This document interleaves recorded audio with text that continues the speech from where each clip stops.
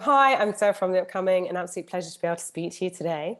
Maybe you could kick off with a brief introduction to Small Body for people who don't know anything about it. What can they expect if they watch your film?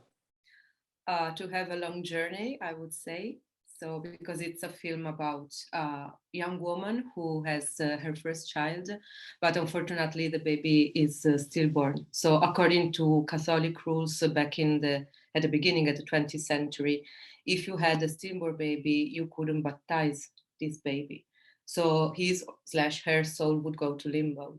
So this is how the story begins, and this is what happens to the main character. Mm.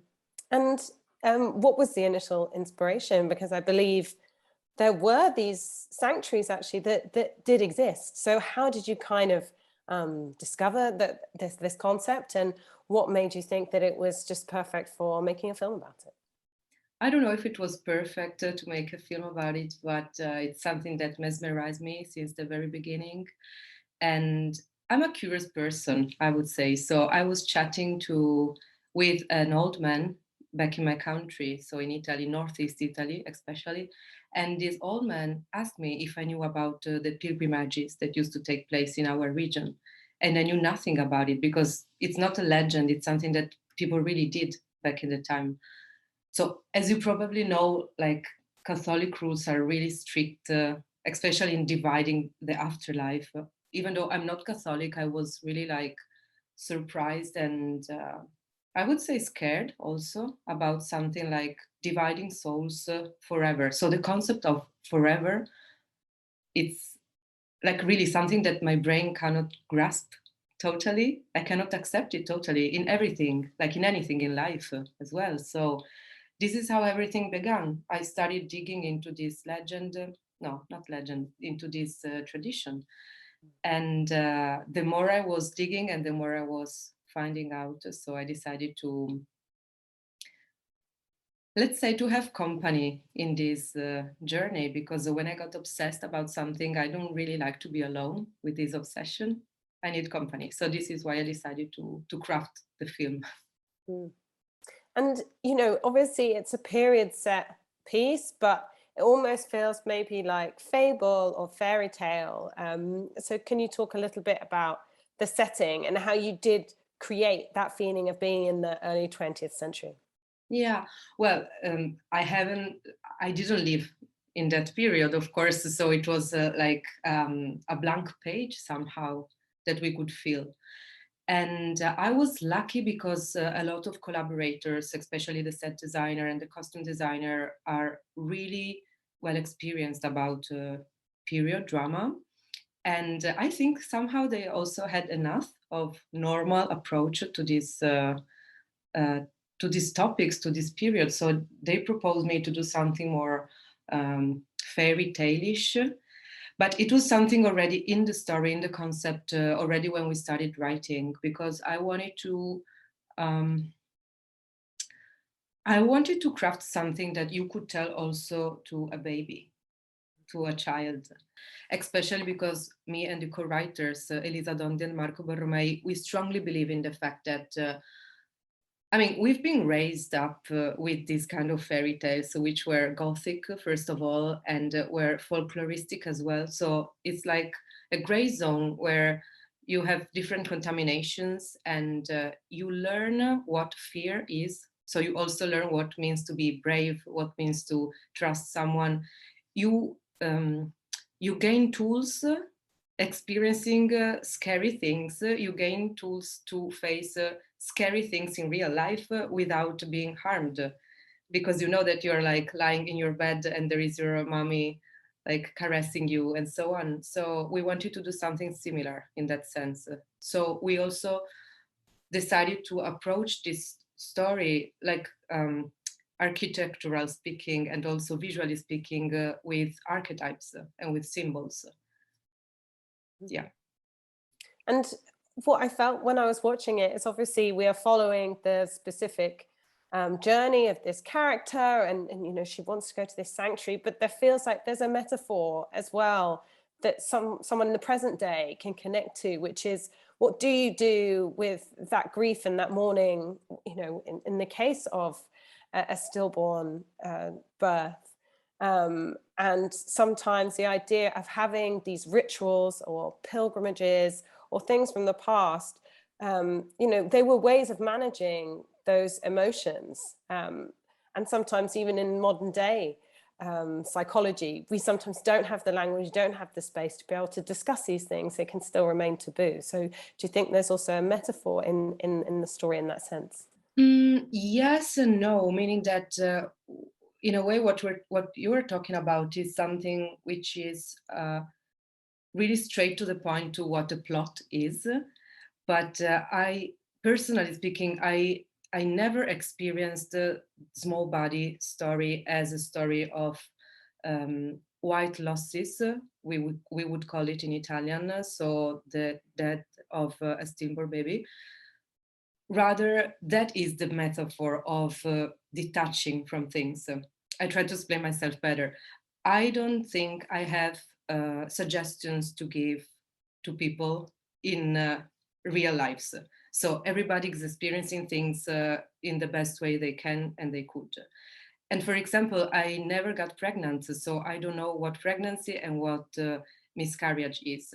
And I would never feel like ready enough to talk about this kind of topic with a woman that had experienced or will experience something similar. Rather, I know what loss is in general, meaning I know how I know that for me it's really difficult to let things go, and this is what the film is about. So this is the metaphor: detaching from things and finding a way to honor which was your very first desire in relating to things. But this is something really subjective. So of course there are a lot of women that wanted to share their experiences about miscarriage with me, and also about not also like natural miscarriage but also intentional abortion with me.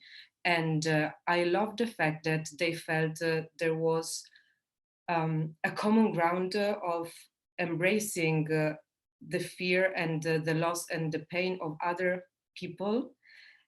But again, it's not just about women, it's also about like men that could have experienced this kind of situation. And I think that when you do a film and you want to talk about something like the opera, the film has to exist despite the author. So what I really like is when people take what they need from the film. So if they want to talk about and what their journey is about grieving, it's okay. It's what they need. You know what I mean? So.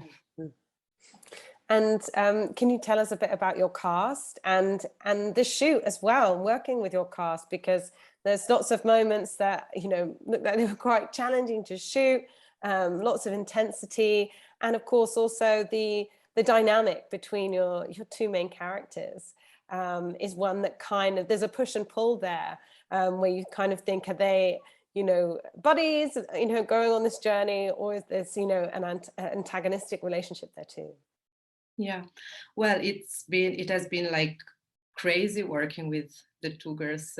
I loved them, and they come from very different situations. So Celeste Cescuti, who plays Agatha, she's a newcomer to the business, to the environment, and like mostly of the cast is non-professional. So they're debutants, not non-professional. Now they debuted already. So while Ondina Quadri, so Lince, is a quite well-known actress in Italy. She does especially experimental theater, for example.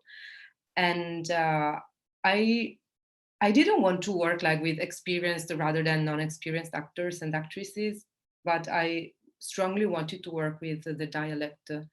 So not with the clean Italian, but with the dialect of the country where we were shooting. So we used 3 different dialects and also a foreign language, which is Slovenian. So I was scouting for people that could properly speak it. And Celeste, so Agatha, showed up to the casting not knowing that I was looking for Agatha. So she thought it was an extra casting, so a casting for the extras. And I'm so happy that she misunderstood it, because otherwise she would have never showed up. For as I know her now, like I'm sure that she would have never showed up. And she was perfect because she was the opposite that I was looking for. I was looking for someone really like fragile and small and anxious, and no, she has a lot of dignity, and she's really strong. Mm. And so I was like mesmerized by her.